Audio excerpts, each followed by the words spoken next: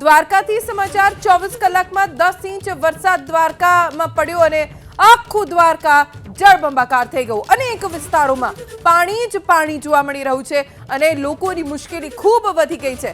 Dwarka ISKCON gate ઉપર પાણી ભરાઈ ગયા છે એટલે આવવા જવાનો રસ્તો પ્રભાવિત થયો।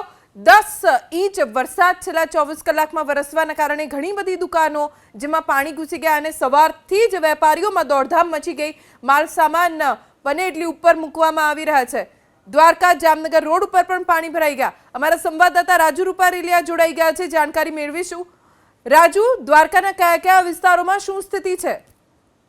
જો વાત કરવામાં આવે તો યાત્રાધામ દ્વારકામાં આ તાલુકામાં છે તે ગત રાત્રિના 10 ઇંચ જેટલો વરસાદ પડી ગયો। ત્યારબાદ પણ અવિરત મેઘ સવારી છે તે સતત ચાલુ છે।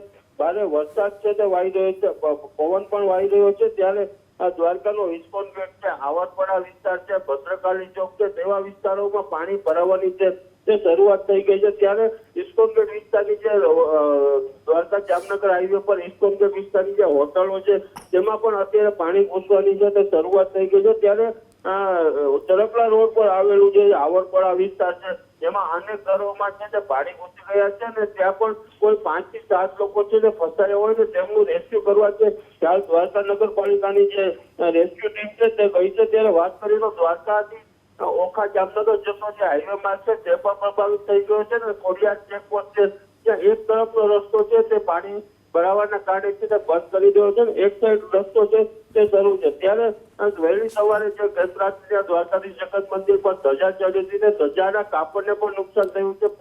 વધુ પવનના કારણે ધજા પણ ફાટી ગયો તેવા દ્રશ્યો સામે આવ્યા હતા, પરંતુ હાલ છે તે બીજી ધજા છે તેનું નૂતન ધ્વજારોહણ છે તે થઈ ગયું છે। આભાર રાજુ જાણકારી આપવા માટે। તો દ્વારકામાં પણ જળબંબાકાર છે, બજારોમાં પાણી ફરી વળ્યા છે, અનેક હોટલ્સમાં પણ પાણી ફરી વળ્યા છે, જેના કારણે નુકસાન તો અહીંયા પણ ખૂબ થયું છે। લોકોના ઘરમાં પાણી ઘૂસી જવાથી ઘર વખરીને પણ નુકસાન થયું છે। દ્વારકામાં વરસાદે આ સિઝનમાં સૌથી વધારે કહેર મચાવ્યો છે અને હજી પણ વરસાદનો કહેર અને માર દ્વારકાવાસીઓ સહન કરી રહ્યા છે। માત્ર શહેરી વિસ્તાર જ નહીં, ગ્રામ્ય વિસ્તારોમાં પણ એટલા જ વરસાદના કારણે પાણી ભરાઈ ગયા છે। દ્વારકા ઇસ્કોન ગેટ, દ્વારકા જામનગર રોડ જે પાણીમાં ગરકાવ થઈ ગયો છે, બજારોમાં પાણી ફરી વળતા વેપારીઓમાં સવારથી જ દોડધામ મચી ગઈ છે।